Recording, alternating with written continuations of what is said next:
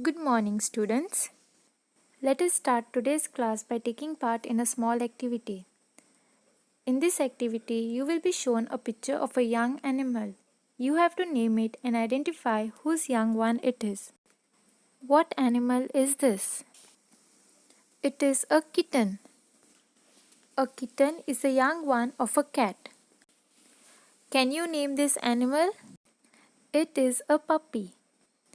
A puppy is the young one of a dog. Can you identify this young one? It is a duckling.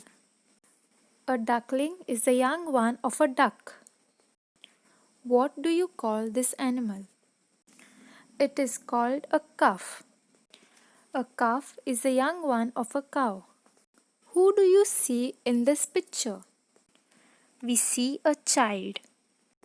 A child is the young one of a human being. In this small activity, we have seen the young ones of different animals and we have named and identified them. Now, can somebody tell me, where do human beings live or stay? We live in a house or we stay in a house. With whom do you stay? We stay with our family. Our family may include our mother, father, brother, sister, grandfather, or grandmother. Now let us look at some activities that we do with our family. We play with our family. We may sometimes cook together as a family. We pray with our family. Let us keep in mind that there are some good habits that we must follow in or with our family. Here are some.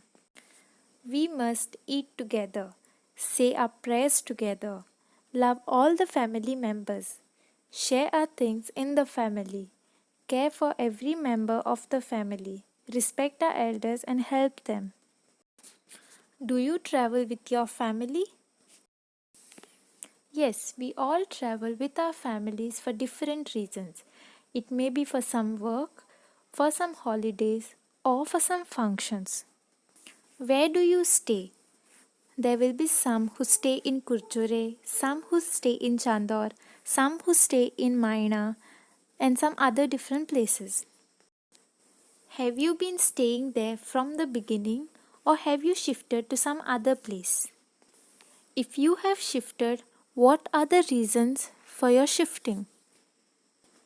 If there are some of us who have shifted our place from the beginning till now, it may be for various reasons, like it may be because your parents got a job somewhere far away, or because of your studies, or maybe because you've built a new house, etc. Do you have a favorite toy or a favorite person in the family? Did you ever get separated from that toy or from that favorite person of yours? If yes, how do you feel in such a situation? There may be some of you who in this situation may have cried a lot because you all were separated from your favorite toy or from the favorite person in the family. When you get separated from your favorite toy, as time passes, you will find a new toy to replace the old one, and you will find it much easier to cope up with the situation. With the favorite person, you can always be in contact. You can either call them or write to them frequently. With this, we come to an end with today's class. Thank you and have a beautiful day ahead.